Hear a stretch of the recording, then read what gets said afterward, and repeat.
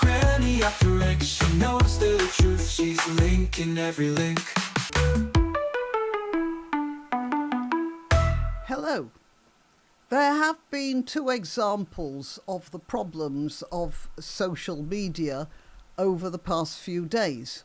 One of them was this. Trans university worker hoped Widdicombe had extremely painful death.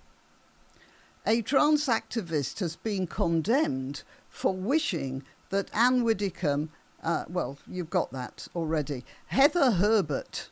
Yeah, I don't know whether Herbert is his or her second name.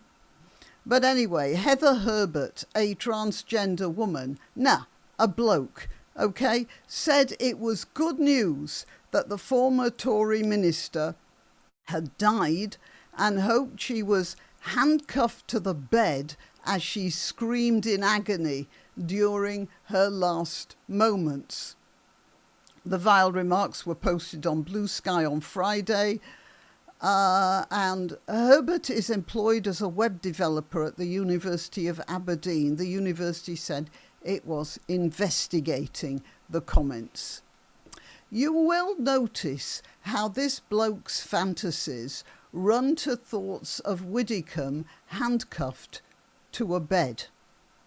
Wishing ill on her, he could have imagined her in any sort of tortuous situation.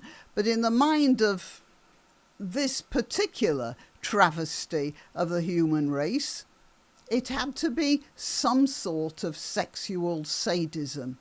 And although stinking of perversion, it wasn't too far from the comment made by the journalist Adam Bolton, who thought that the only description of a distinguished female politician worthy of note was that she was an old maid and had never had sexual intercourse, which in his universe appears to have qualified as a lapse of character.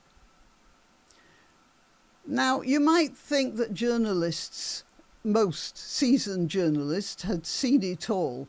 And yet I have come across several comments by some quite experienced reporters expressing their surprise or even their shock, not so much about the murder of Miss Widdicombe as about the sort of crude reaction they were reading online posted by people they had previously thought of as rational and civilised.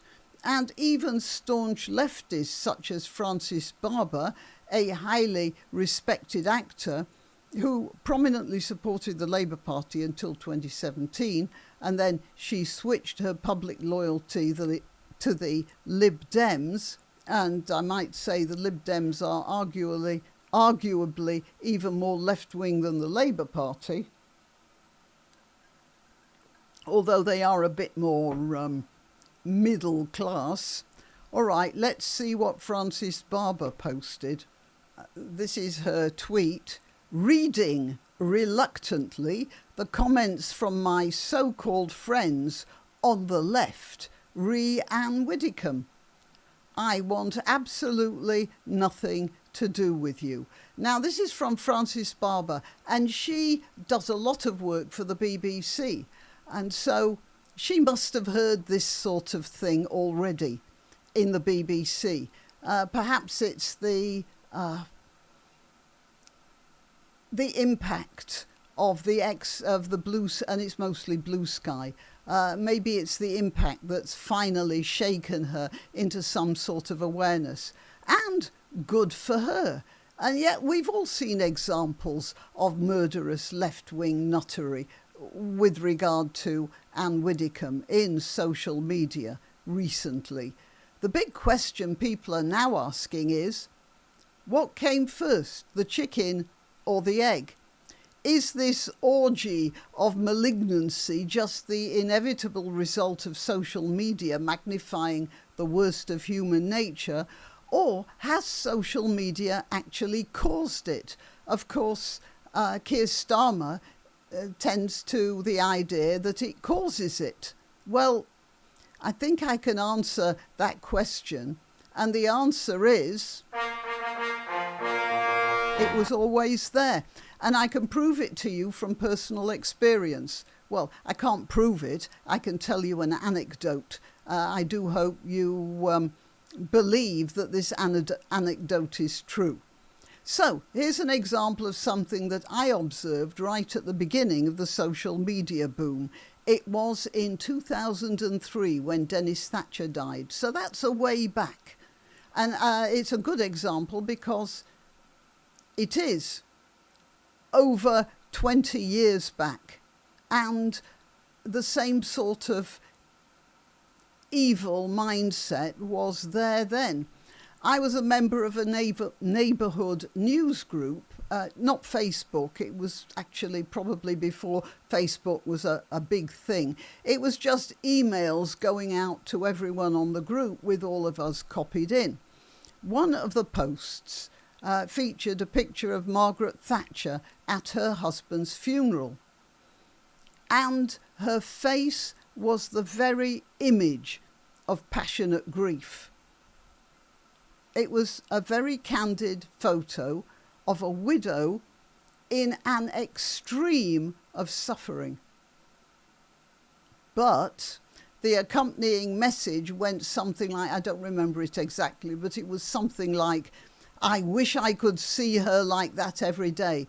It's hard to believe that thing would cry about anything. You called her a thing. By the way, during the Falklands War, Thatcher hand-wrote a personal letter of condolence to the family of every one of the fallen military. She did that for everyone, a handwritten letter. And this guy says it's hard to believe that thing would cry about anything. But, yeah, back to the news group. When I read that comment, I was shocked enough to respond to it. I pointed out that this was a widow who obviously loved her husband and was heartbroken at his passing. And perhaps, just perhaps, despite politics, the person who'd posted that particular piece of deathless prose might have had a little empathy. That's all I said. I wasn't telling him off or anything. I was saying he wasn't being kind at the time. That wasn't a fashionable thing, fashionable expression.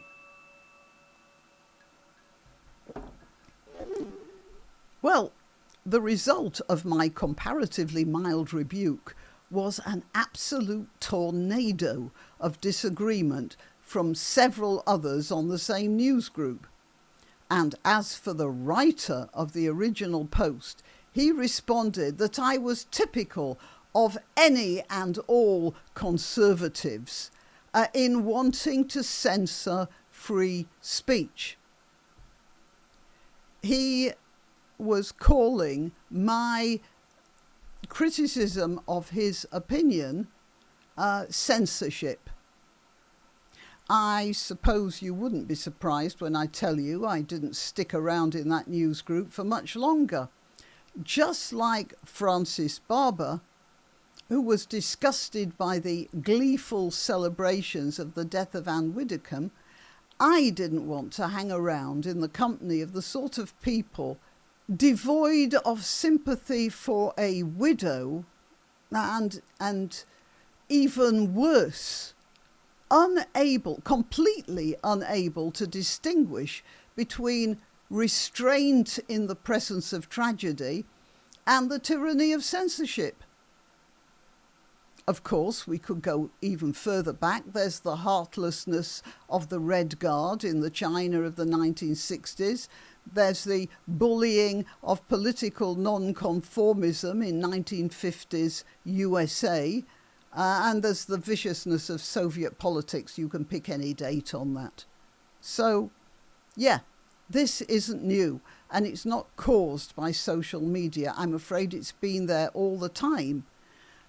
It's just that social media has provided a particularly potent vector.